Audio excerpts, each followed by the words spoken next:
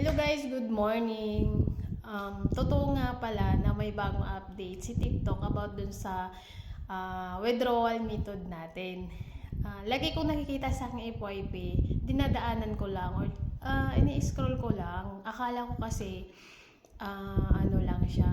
So nag-check ako ng aking withdrawal payment method. So nakita ko doon yung automatic withdraw at saka yung manual. Pero, hinayaan ko lang siya, hindi ko siya pinansin. And then, lagi kong naisip, ano kaya yun? So, first time is, chinek ko ulit kagabi. And then, sabi ko, ano kaya yung gagawin ko dito? So, tinatry ko yung manual. So, yun na nga guys, pag-try ko dun sa manual, yun yung marami na kailangan siya ng valid ID, kailangan mo ng mga billings or sa address mo, ganyan. Tapos ako, as a OFW, is nandito ako sa ibang bansa, 'di ba? So, tinatry ko siya kagabi, yung manual withdrawal.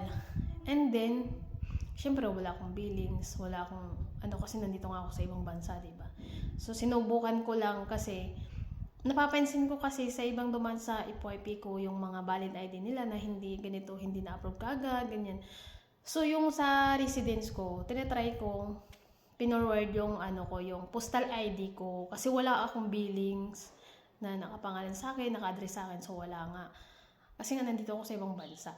And then yun na nga guys, yun yung pinicturean ko. And then, yung valid ID ko, syempre yung passport ko.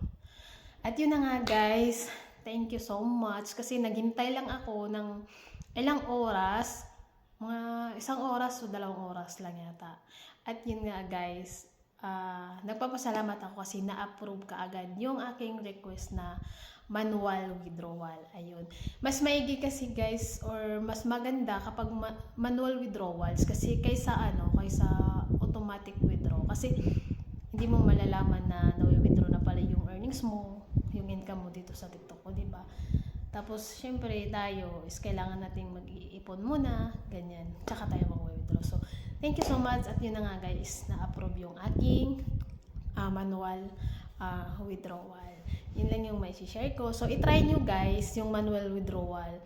Subukan nyo lang yung mga ID mo, ID nyo, kahit nandito kayo sa ibang bansa, basta yung ID lang na talagang yung residence mo is nasa Pilipinas. Ayan.